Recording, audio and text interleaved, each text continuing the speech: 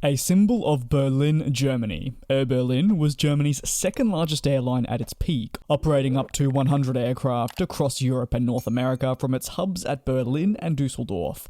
Once proudly flying, it's now a thing of the past. Let's have a look at the history and collapse of Air Berlin. Make sure to subscribe to the channel if you haven't already. Air Berlin started as actually Air Berlin USA in 1978, an American charter airline based in then West Berlin. It flew in April 1979 from Berlin to Palma de Mallorca, Spain, with two Boeing 707s.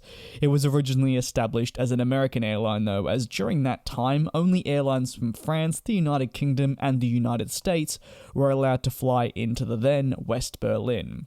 After the German reunification in the early 1990s, German airlines gained access to the overall Berlin market, which led to Air Berlin being re-registered as a German company. The airline also grew by adding flights to other German cities and to business destinations marked as city shuttles, complementing its existing network of leisure destinations. Air Berlin at the time positioned itself between full-service airlines, such as Lufthansa, the flag carrier in Germany, and British Airways, and also low-cost airlines, such as EasyJet and Ryanair, by offering complimentary meals and the possibility of seat reservations. At the turn of the millennium, Air Berlin focused on expanding its services and its European reach. It went through an airline shopping spree actually, acquiring 24% of Vienna-based Niki in 2004 and German Leisure LTU in 2007, significantly expanding Air Berlin's portfolio and network with the introduction of long-haul services.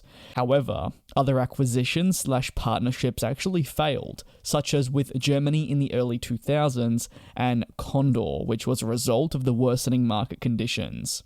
In 2011, Etihad Airways increased its share in the carrier to 29.1% for a total of €73 million. This enabled a supply of cash to Air Berlin and access to the Etihad Airways network. Air Berlin then subsequently joined oneworld the following year, further expanding its virtual reach.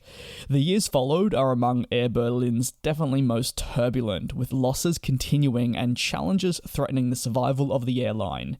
By 2011, that very same year, the airline's losses accumulated €420 million, with fuel price cited as the number one factor.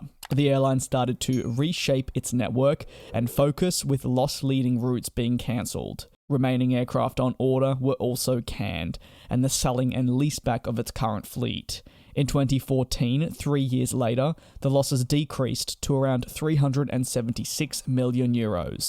A year later, however, its losses once more escalated, back up to close to €500 million, with factors such as the airline's poor performance, a large amount of debt, multiple CEOs in a short time frame, and a whole lot more. But on the CEO point, they all had different strategies on how to run the airline, and therefore strong competition from other carriers and the largely delayed opening of the new airport in Berlin all impacted the carrier.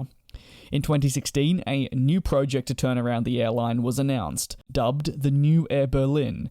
The focus was on shrinking the airline into a 75 aircraft operation comprising of 40 A320 family aircraft, 18 Q400s, and 17 A330-200s for their long-haul operations.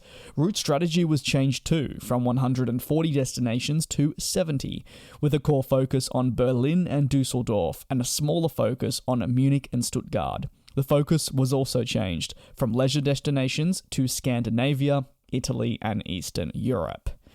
Etihad Airways, though, stopped its financial support to Air Berlin in August 2017, after which the airline entered insolvency procedures, which signaled the possible end of the operations at Air Berlin, and by October 2017, it was confirmed that the airline would shut down due to negative finance and its bankruptcy. Air Berlin last operated its long-haul flight on the 15th of October 2017, operating from Miami to Dusseldorf with an A330-200.